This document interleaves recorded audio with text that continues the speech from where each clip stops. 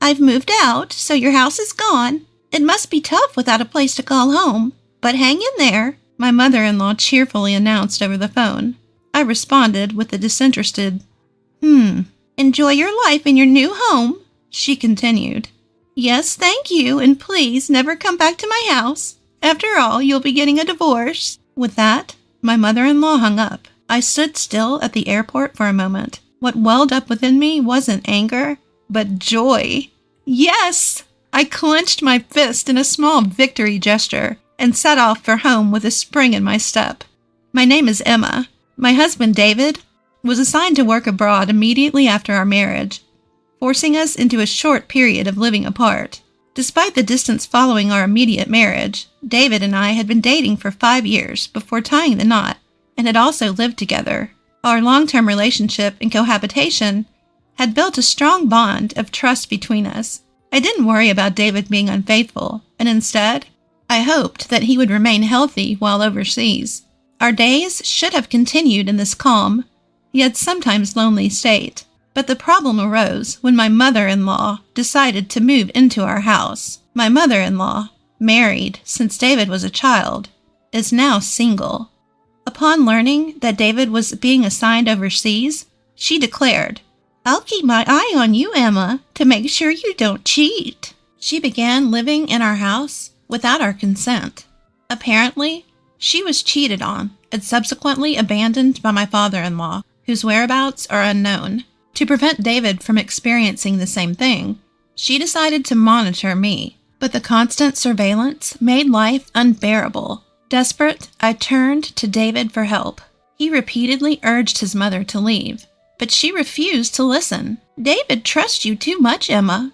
I can tell. A woman like you will definitely cheat, she accused baselessly, giving me a headache every day. Regardless of what I did, she linked it to infidelity. My mother-in-law wouldn't even prepare dinner for me. She would cook for herself using food from the fridge, but never left any for me. Moreover, she didn't go grocery shopping herself. She used the ingredients that I had bought for my cooking, leaving me at a loss when I came home and found that the groceries I thought were in the fridge were gone. Of course, I complained about this, but my mother-in-law either didn't care or didn't listen. I suppose you ate dinner out with your boyfriend since you're cheating, she would say, irritating me beyond belief. Even when I came home late from work and started cooking, she would create a commotion, accusing, you must be cheating if you come home at this hour, leaving your mother-in-law alone.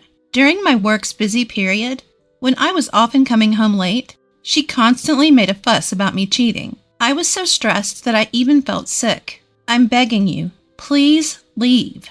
I'm not cheating. I truly love David. I told her. David, too busy to come back to the U.S., tried his best to persuade his mother. Still, her response was disheartening. So you want me to leave that badly? You must be cheating after all. I could only sigh at this point.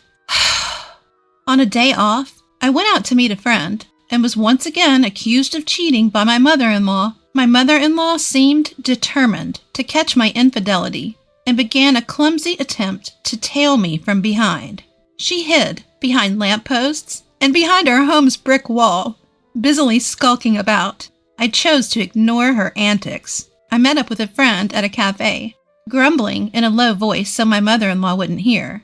Suddenly, a flash of light blinked a few times. It was her, taking pictures of me. My friend, looking suspicious, asked, "What's that, a stalker?"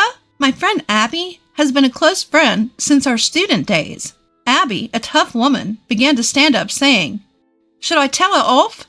But I quickly persuaded her to sit. No, please sit down. Abby, sporting a pixie cut in street-style fashion, looked androgynous. I mentioned that my mother-in-law might have mistaken her for a man, which caused Abby to double over in laughter. Enjoying the spectacle, Abby leaned closer to me, held my hand as a joke to provoke my mother-in-law. Each time, my mother-in-law flashed her camera, capturing every moment. When I checked in the mirror, she seemed thrilled, snapping photos of us while her nostrils flared with excitement. I found myself laughing at the absurdity of the situation. Having witnessed my mother-in-law's silly antics, I managed to let off some steam and went on to do a little shopping with Abby before we parted ways. Sure enough, my mother-in-law followed me home, hiding behind lampposts and brick walls just like before. Every so often, I'd quickly run around like playing a game of red light, green light, and she'd scamper off to hide. It was amusing, and I found myself playing along with her ridiculous game. I thought how foolish she must be to believe that I didn't notice her tailing me. Once I arrived home and started to take off my shoes, my mother-in-law quickly rushed in. If she was tailing me, she could have at least delayed her return home. I was taken aback when she excitedly showed me a disposable camera. "Emma, I finally got proof of your infidelity. I'm going to send all of these to David, so be prepared." "Oh, really? Good luck with that." She didn't like my nonchalant response and spent the rest of the time buzzing around me like a nagging child. "Are you okay with this? It's proof of infidelity. Your face and his are both clear in the photos." But I calmly kept responding, "That's fine." While it was unfortunate that Abby's androgynous look got her mistaken for a man, David had met Abby several times before we got married. Even if she sends a photo of me and Abby as proof of infidelity, David will likely recognize her as just a friend. As I endured my mother-in-law's ridiculous and childish schemes, I suddenly had to go on a business trip overseas. It was a shame that I wouldn't be able to meet David because it was in a different country, but it couldn't be helped. I informed my mother-in-law, who I live with, about my business trip, although I didn't ask for her input. In her mind, it seemed to translate into a romantic getaway. While I was preparing for my business trip, my mother-in-law smirked and said, "It'll be a big problem if you come back pregnant from your romantic getaway. David hasn't seen you in a while, so it won't be easy to pretend that the baby is his." Her distasteful imagination made it pointless to argue back. I responded nonchalantly, "Yes, indeed. But it's a business trip, not a romantic getaway." And I left for my trip. My business trip was busy and hectic, and the days flew by in a whirl. When I finally returned to the U.S., I was exhausted. My boss, who had also joined the trip, seemed worn out as well and left for home. I had planned to buy some duty-free sweets before going home, so I took a break on a bench. At that moment, my phone rang. It was a call from Abby, and she told me something surprising. Emma, welcome back. There's something I need to tell you. Your mom came to the company our family runs." "What?" The company run by Abby's family isn't the type that ordinary people visit.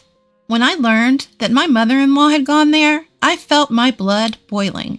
Abby told me how she handled my mother-in-law and asked me if she went overboard. I replied, "No, I think it was just right." After laughing and ending the call with Abby, it was just about time to leave when I got another call from my mother-in-law. "Emma, you should be back from your trip now. Did you enjoy your affair trip?" It wasn't an affair trip, and I didn't particularly enjoy it because I went there for work. "Well, I've already sent David the evidence photos." I simply responded with, "I see," to my mother-in-law, who seemed pleased with herself. Ignoring my indifference, she just kept on talking. "Actually, I moved, so your house is no longer there. I sold the old house, so you must be struggling without a place to go back to, but hang in there." I gave an uninterested "huh" to my mother-in-law, who happily laughed as she said this. "Enjoy your life in your new house." "Thank you, and please never come back to our house. After all, you're going to be divorced soon." I stood in the airport for a while after my mother-in-law hung up. What gradually filled my heart was not anger, but joy. I did it! I made a little fist pump and started my journey home with a light step. Of course, I was returning to the house my mother-in-law said she had sold. The furniture was probably taken out by my mother-in-law. Although a lot of things were gone, I accepted it as a severance fee.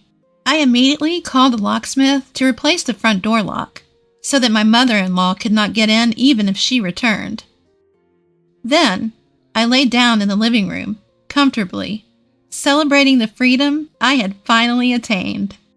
I made another fist pump inside the house, shouting, "I did it!" The next day, I got a call from my mother-in-law. "What's wrong?" I asked her maliciously, as she spoke in a flustered manner. She was trembling as she said, "Actually, I thought I sold the house, but it turns out I didn't. It seems I borrowed money without realizing it. Debt collectors are coming and it's really scary." That must be terrifying, because the company she unknowingly visited, thinking it was Abby's parents, was on the surface a real estate company, but its hidden side was a loan sharking business. According to Abby, they had told her repeatedly that the house couldn't be sold. The house was in David's name, so she couldn't just sell it on her own. Having been turned down by all the real estate agencies she went to, she ended up at the company Abby's parents ran. To her desperate plea to sell the house, they gave her a promissory note for a large amount of debt to sign. But she thought she was selling the house and signed it without reading the content. The document seemed to obligate her to repay $1,000 every day. She managed to pay off the debt collectors for today, but she doesn't have the means to prepare $1,000 every day from tomorrow on, so she came crying to me. "Please, Emma, you have to help me. The debt collectors are pounding at my door from dawn. It's terrifying. I can't sleep well, and I don't have much money. I used the money I borrowed to buy a new house, so I don't even have any savings left. I know what. Please, transfer $10,000 to my account every week until I've paid off the debt." Do you think there will ever come a day when you can pay off the company's debt? I don't think it will. Even if you combine my income with David's, it's impossible to transfer $10,000 every week. I'm sorry, but your only choice is to work hard and earn it yourself. What? As if there's a day job out there where I can earn $1,000 every day. Well, why don't you try talking to the company you borrowed money from? They might be able to introduce you to a good job. I meant it as a joke. But my confused mother-in-law said, "Really? Then I'll go and see." And she hung up the phone. I thought to myself, oh dear. There was no stopping my mother-in-law now. I heard from Abby later that my mother-in-law suddenly showed up at the company and said, "I have no choice but to work because I have no money. Is there a simple and easy job where I can earn more than $1,000 a day?"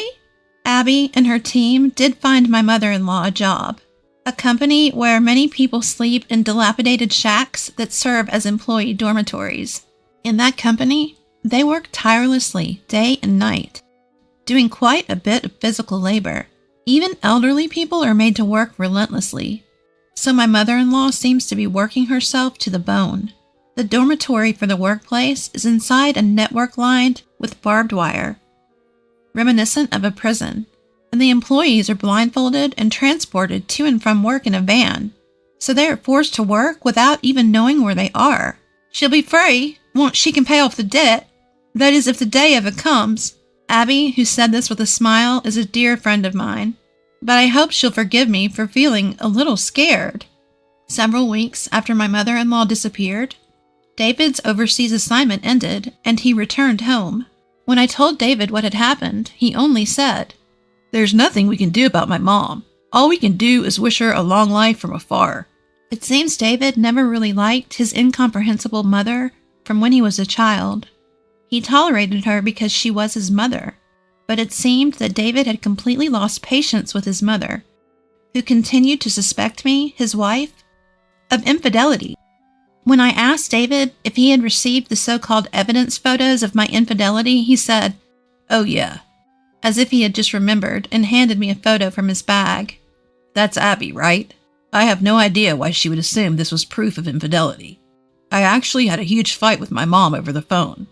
I told her I would cut ties if she kept suspecting you, Emma, but she just wouldn't listen, and it really annoyed me. But I thought this was a good picture, so I brought it home."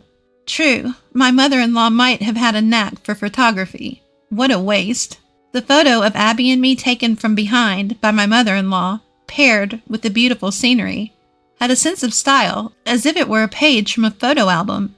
It was kind of funny how Abby was playfully making a peace sign behind her back. It was just so Abby. We owe Abby a lot. We should pay her a proper visit sometime soon. Just make sure you don't sign any documents she might try to get you to sign. I'll never sign any document that Abby gives me. Chuckling together, David and I were finally able to live like a newlywed couple. We had no idea what happened to my mother-in-law afterwards, but she's probably still doing hard labor somewhere in the States. We felt like we could find out where she was if we asked Abby, but neither David or I had any desire to track down my mother-in-law. David and I continued to live happily together, and I gave birth to our first child. We are enjoying our blissful days.